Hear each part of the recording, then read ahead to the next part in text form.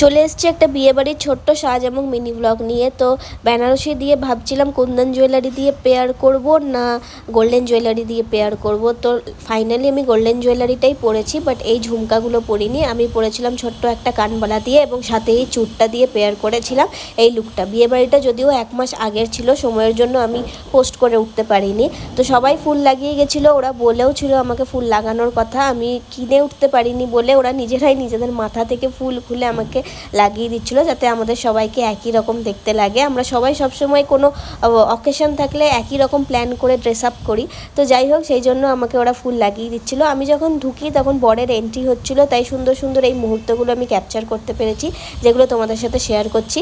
এরপরে আমরা হামলে পড়েছিলাম স্টার্টারের দিকে। স্টার্টারে অনেক রকম আইটেম ছিল, তবে আমরা ফার্স্টে খেয়েছিলাম হচ্ছে চিকেন স্যাটে এবং তার সাথে কফি, ফুচকা, আরও অনেক কিছু।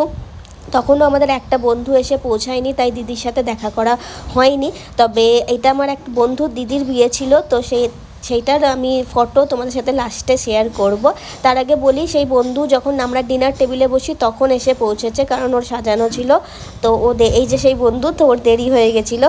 আর ডিনারে অনেক কিছু ছিল, পমফ্রেট ফ্রাই, নান, চানা মশলা, মাটন, পোলাও, যা যা থাকে। তবে স্পেশাল যে জিনিসটা আমার ভালো লেগেছে সেটা ছিল রসমালাই। অসাধারণ খেতে ছিল এটা। আর বিয়েবাড়িতে আইসক্রিম আর পান থাকবে না সেটা তো হতে পারে না, তাই এই দুটো দিয়ে আমরা যখন খাওয়া দাওয়ার পর্বটা শেষ করলাম, তারপরে আমাদের মনে পড়লো আরও ফটো তুলতে হবে, আরও ফটো সেশন করতে হবে। তো হই হুল্লোড় জমাটিয়া আড্ডা বিয়েবাড়ির দিনটা ফাইনালি শেষ করলাম। লাস্টে দিদির সাথে একটা ফটো অ্যাটাচ করে দিচ্ছি, ভালো লাগলে সাবস্ক্রাইব করে রেখো এবং ফলো করে রেখো। আজকের মতো বাই।